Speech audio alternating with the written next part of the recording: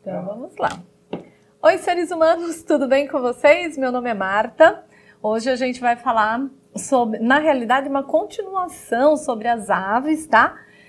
Mas eu deixei assim separadinho duas coisas que são muito importantes e que iniciam-se aí nessas aves. Eu quero destacar para vocês a circulação e a reprodução por conta da importância que elas têm, tá?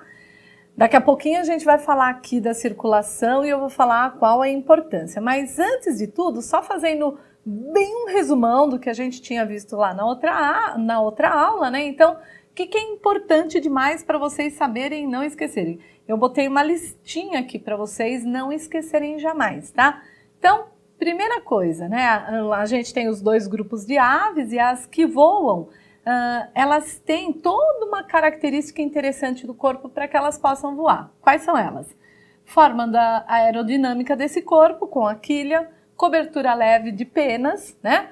Asas com penas especiais para o voo, esqueleto leve, que é aqueles ossos pneumáticos, musculatura peitoral muito desenvolvida, né? E a de perna também desenvolvida para que esses animais possam alçar o voo. Ausência de dentes, o que torna a mandíbula mais leve, automaticamente para auxiliar o processo de voo. Ausência da bexiga urinária, para que esses animais não tenham, né, o armazenamento daquela urina, para não ficar pesado durante o voo. Oviparidade, né, que é o que, gente? Esses bichos, eles botam ovos, todos eles são ovíparos, tá? Não existem aves, pelo menos até hoje descrito, que sejam vivíparas. E a endotermia, tá? Então eu vou puxar esse ganchinho da endotermia aqui embaixo, tá? Para falar para vocês de circulação destas aves, né? O que acontece, gente? As aves são o primeiro grupo de animais em que o sangue oxigenado não se mistura com o sangue sem oxigenação, tá? Por quê? A gente via isso nos anfíbios, nós vimos isso nos répteis, tá? E aves, elas fazem o quê, gente? Elas já têm as subdivisões corretamente ali do coração e que o sangue arterial ou sangue com oxigenação, ele não se mistura com o sangue sem oxigenação. Qual é a importância disso? A importância disso e o que isso tem a ver com a endotermia? Porque assim, quanto mais oxigênio eu tenho disponível para o animal, maior será a facilidade que esse animal tem de produzir energia. Porque quando a gente fala de energia celular, né, produção de energia, eu estou falando do quê? É quando eu pego glicose, oxigênio e transformo isso em ATP, libero energia para o meu organismo, tá? Obviamente, se o meu animal tem uma quantidade de oxigênio circulando em maior quantidade, o oxigênio circulando em maior quantidade, com certeza eu vou ter maior possibilidade de produção de energia, tá? Então, por isso que esses bichos já são o primeiro grupo, né? Eles e depois nós, mamíferos, que nós temos a endotermia justamente por conta da gente ter mais oxigênio disponível para a geração de energia. Acredita-se que seja isso, tá? E, obviamente, que a endotermia também é garantida pelaquela capa de gordura que tanto aves têm como mamíferos têm também. Então, a relação que eu faço, né, a relação da endotermia com a circulação é justamente essa, porque eu sempre vou ter garantido uma grande quantidade de oxigênio para a geração de energia. Combinado assim? Como que é o processo de circulação? Gente, por que vocês acham que eu deixei isso daqui muito claro para vocês? Gente, isso daqui é importante? Isso é muito importante, tá? Porque toda vez que cai lá no vestibular diferenças entre animais, etc., essa é uma pegadinha, né? Que a aorta do coração desses bichos é virada para a direita e a aorta do coração dos mamíferos é virada para a esquerda. Então, isso a gente tem que ter muito claro. Então, vamos dar uma olhadinha neste coração maravilhoso. Vamos lá. Então, o que eu tenho aqui em verdinho, né? Em verdinho eu tenho o lado o quê? O lado direito do coração, tá? Então, aqui eu tenho o átrio direito e o ventrículo direito, tá? Então, o que acontece normalmente, gente? Lá no corpo ocorrem todos os processos metabólicos, etc., que produzem o quê? Gás carbônico. Esse gás carbônico, ele vai fazer o quê? Gente, eu vou escolher uma cor bem laranja para vocês verem, né? No corpo eu produzi o gás carbônico, que eu vou ter que me livrar dele. Então, esse gás carbônico vai até chegar ao coração, tá vendo? Por esta, lembra, todo vaso que chega ao coração é uma veia, tá? Todo vaso que sai do coração é uma artéria, isso é regra, tá? Então, vem do corpo pela veia cava, tá, gente? Então, a veia cava, ela entra aqui no átrio direito, ela entra não, né? Ela deixa o sangue aqui no átrio direito, do átrio direito passa para o ventrículo direito, e esse sangue, ele vai fazer o quê, gente? Ele vai ser mandado pela artéria pulmonar, ele vai ser mandado lá para os pulmões. Tudo bem? Então, sai do coração uma artéria, que é chamada de artéria pulmonar. E essa artéria pulmonar, ela vai levar o sangue sem oxigenação.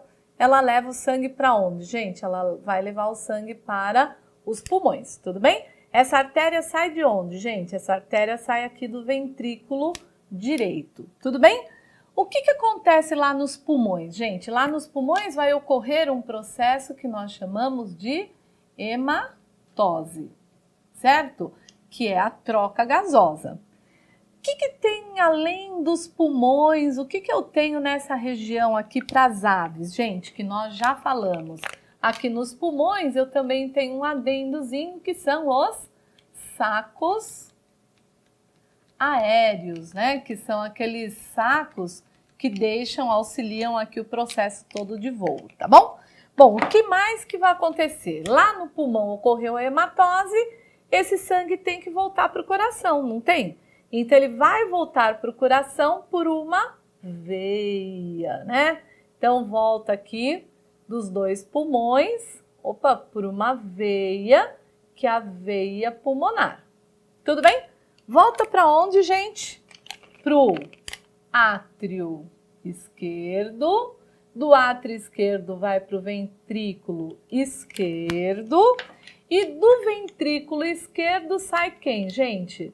Sai a nossa artéria aorta voltada para o lado direito. E vai para onde, gente? Vai para o corpo do animal. Fica claro isso, então? Olhem só. Corpo, coração. Por onde vai? Veia cava. Átrio direito, ventrículo direito. Tudo bem? Sai do ventrículo, vai para onde, gente? Pulmões, por uma artéria pulmonar.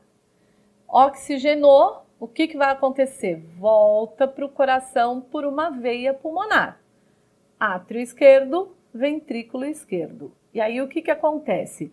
Do ventrículo esquerdo sai a artéria aorta voltada para a direita e vai embora para o corpo. Acabou, tá bom? Então, o que vocês devem saber é assim, chegando ao coração sempre é uma veia, saindo do coração sempre uma artéria. No caso aqui das nossas aves, essa artéria que sai do coração, né, no caso para levar para o corpo, é a artéria aorta que é voltada para o lado direito do corpo do animal. Fica claro isso? Vamos dar uma olhadinha agora no processo de reprodução. Oi, seres, então olhem só. Agora, só dando uma caracterização na reprodução desses bichos, né? Nós temos machos e fêmeas, tá? Normalmente, as aves têm dimorfismo sexual, algumas coisas que são muito características, né? Então, assim, às vezes um penacho na cabeça, às vezes uma estrutura que é calcária, às vezes a coloração das penas, né, como é o caso do pavão, que o macho tem aquelas penas da cauda lindas, enormes, e a fêmea é bem discreta. Então, normalmente nós temos o que a gente chama de dimorfismo sexual entre as aves. Porém, algumas aves não têm, né? Então, se você pegar, por exemplo, psitacídeos, né, que são quem? Papagaios, araras, esse povo todo, a gente não tem dimorfismo sexual para machos e fêmeas, tá? Então, a grande maioria das aves tem, mas existem grupos que não possuem, tá bom? Outra coisa interessante, fecundação interna, tá? Lembrando que esses bichos já saíram da água, já tem toda aquela característica, então a fecundação desses animais é fecundação interna. E aí, gente, o que acontece? Todas as aves são ovíparas, né? Então, por que eu coloquei o destaque aqui na oviparidade? Porque, gente, esses bichos botam ovos, os ovinhos ficam lá, eles têm que ser cuidados pela mãe, pelo pai, né? Tem que ser chocados, até por conta da temperatura necessária para que eles se desenvolvam. Mas por que vai se desenvolver sempre fora do corpo do animal? Porque o animal já tem uma economia de espaço interno no corpo, né? Justamente para eles ficarem leves e eles poderem voar. E aí isso solucionou esse processo, né? Todo mundo bota os ovos e aí esse animal fica mais leve para voar, ou para correr, ou para nadar, o que for aí que esse bicho necessite. Tudo bem? Como que é o jeitão do nosso filhote aqui no desenvolvimento dentro do ovo, né? Então nós temos lá o ovo com casca calcária, como a gente já via lá nos répteis, tá? Então essa casca ela é porosa, ela é permeável para fazer trocas, principalmente de ar, né, com o meio, e troca essa questão de calor, umidade, tá? Então existe uma câmara de ar aqui que ela é desenvolvida justamente para permitir essa troca. A clara que vai ser utilizada pelo bebê durante o seu desenvolvimento todo. Aí nós temos, gente, um saco vitelino muito desenvolvido. As aves, quando elas nascem, elas ficam com uma marquinha de um cordão umbilical, né? Como a gente chama de umbigo, né? Tem muitos pesquisadores que falam. Por quê, gente? Porque esse umbiguinho, o que acontece? Ele é o que conectou essa ave ao saco vitelino durante todo o seu desenvolvimento embrionário, tá bom? Tem alantoide, tá? Esse alantoide que vai fazer o quê, gente? Que vai reter os excretas nitrogenados, lembrando que as aves excretam ureia, né? E ácido úrico principalmente, por conta do que, gente? Delas terem que não terem bexiga urinária, né? Tem toda uma caracterização aí que a gente vai discutir melhor lá na fisiologia animal. Então, o alantoide aqui, o nosso embriãozinho aqui em verde, que ele está dentro de uma bolsa, né, do âmnion, tá? E dentro desse âmnion tem um líquido amniótico para proteção do bebê. Em rosa aqui nós temos quem, gente? O córeo, que é uma outra membrana que também ajuda a proteção desse bebê dentro desse ovo, tá? E aí o que acontece, gente? Ele vai ficar dentro desse ovo no período todo de desenvolvimento dele, tá? E ele só vai sair desse ovo no momento que ele estiver totalmente formado. E na realidade, quem fala isso, que está formado, não é o próprio bebê, assim como para nós humanos, né? E aí ele vai começar a fazer o quê? Ele vai começar a quebrar a casca para ele efetivamente poder aparecer lá para ele, não é mamãe, né? Aquela coisa que ele vai e surge, tudo bem? Eu gostaria que vocês pensassem assim, ó, cada vez que a ave vai lá, bota os seus ovos, né? Normalmente as aves têm uma parceria muito grande entre macho e fêmea para poder cuidar desses ovos e desses filhotes, ao contrário dos répteis que a gente não tinha uma coisa tão assim de uma mega maternidade. Mas a ave, ela já tem, primeiro, que ela tem o cérebro muito mais desenvolvido do que os répteis e os anfíbios, e segundo, que os sentidos, né, que eles têm é muito mais desenvolvido também, e eles têm esse sentido de manter os seus pares, né, o macho e fêmea ficarem juntos, cuidarem da sua prole, ensinarem esses bichinhos a voar depois, a se proteger. Então, começa a existir uma coisa muito mais familiar aqui quando a gente fala de aves, tá? Então, tanto o macho como a fêmea vão cuidar desses filhotes. Normalmente, essas aves fazem ninhos e esses ninhos, eles são, de acordo com a espécie, né, são um local onde sempre vão voltar os adultos para poder fazer o quê, gente? Para poder cuidar daqueles ovos e depois cuidar daquele bebezinho, tá? Então, para finalizar, eu queria deixar uma figura que eu achei muito legal. Deem uma olhadinha aí, gente. São duas avezinhas aqui dentro do ovo, tá? Já fazendo o quê, gente? Já começando, né? Já dando um toque, ó, tô saindo daqui, já tô bem. Então, olha como eles estão todos alinhadinhos aí dentro desse ovo e como eles estão todos, né, já com o olhinho abertinho. As aves têm uma membrana no olho, que é a membrana nictante, né, que protege o olho, principalmente de partículas, quando elas estão voando, tá? E esses bichinhos aqui estão dando um oi para vocês aí, né, do nascimento deles e o jeitão como é que nascem esses bebês, tá bom, gente? Então, hoje a nossa aula foi aqui para dar uma discutida, um fechamento geral aí nas nossas aves. E é isso, gente. Espero que vocês tenham curtido.